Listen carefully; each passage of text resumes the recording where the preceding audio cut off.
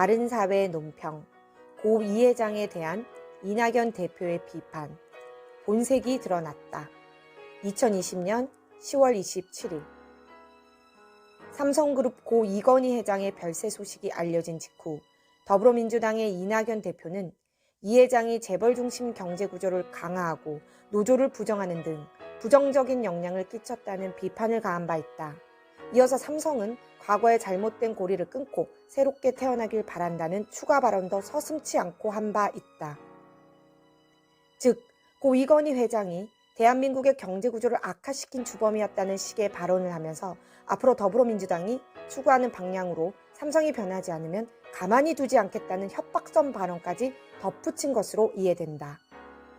이러한 이낙연 대표의 비판 발언으로 향후 더불어민주당이 대한민국의 경제 구조를 어떻게 변화시키고자 하는지가 분명해졌다.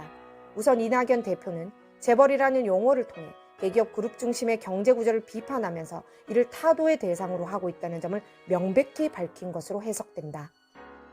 이는 향후 이낙연 대표가 더불어민주당의 대선 후보로 정권을 장악할 경우 대기업을 노조가 장악토록 해서 대기업 기업 집단의 지배 구조를 완전히 바꾸겠다는 것을 의미한다.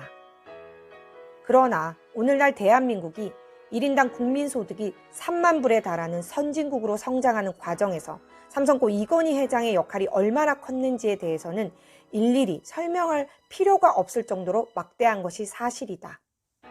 또한 삼성그룹이 순환 출자를 통해 대기업 그룹으로 성장한 것은 열악한 경영 환경 하에서 기업 집단을 통해서라도 규모의 경제를 구현해 초일류 글로벌 기업으로 성장하기 위한 불가피한 선택이었던 것으로 평가할 수 있다.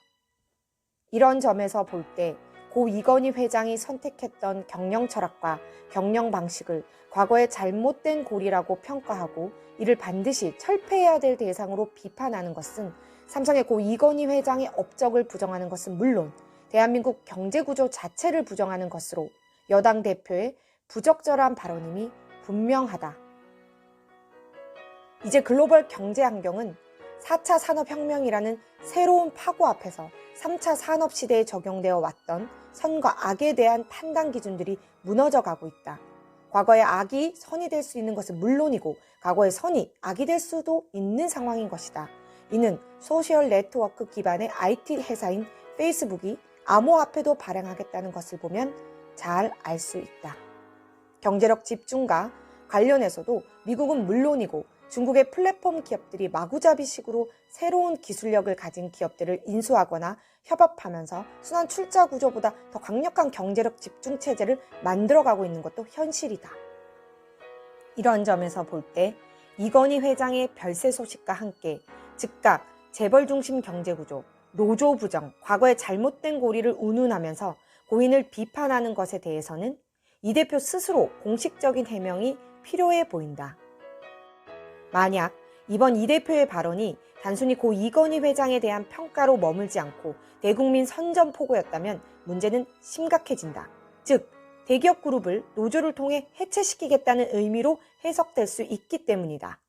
이번 고 이건희 회장에 대한 이낙연 대표의 비판 발언으로 더불어민주당과 이 대표의 본색이 무엇인지 비로소 드러나게 된 것이기 때문이다. 만약 발언의 취지가 이것이 아니라면 이 대표가 결자 해지하는 모습을 보여야 한다. 공식적으로 고 이 회장의 가한 비판 발언을 취소하고 유족에게 진심 어린 사과를 해야 할 것이다. 2020년 10월 27일 바른사회 시민회의